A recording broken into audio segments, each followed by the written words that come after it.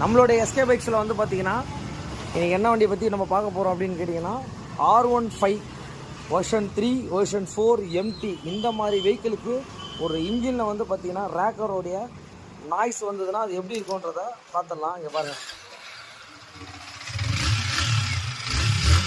இந்த வண்டியில் ஒரு மாதிரி நாய்ஸ் வருது உங்களுக்கு.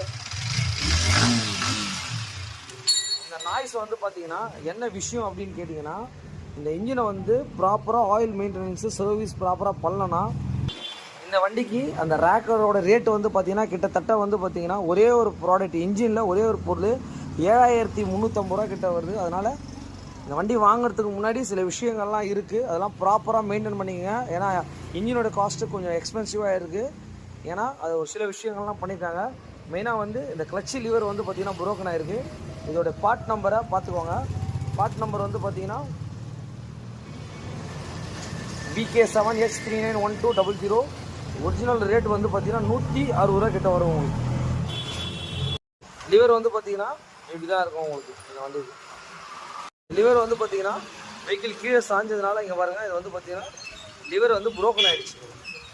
வெஹிக்கிள் வந்து பார்த்தீங்கன்னா நம்மக்கிட்ட ஒரு ஃபுல் சர்வீஸ் பண்ணியிருக்கோம். வண்டி எந்த அளவுக்கு ஷைன் அடிக்குது பாருங்கள்.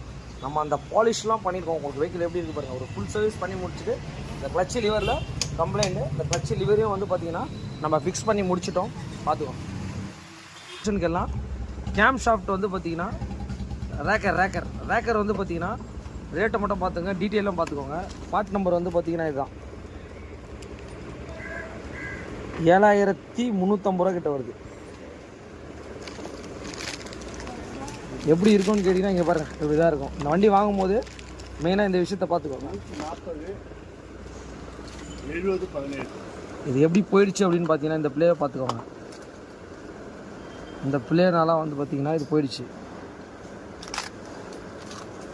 செட்டாக தான் மாற்றுற மாதிரி இருக்கும்.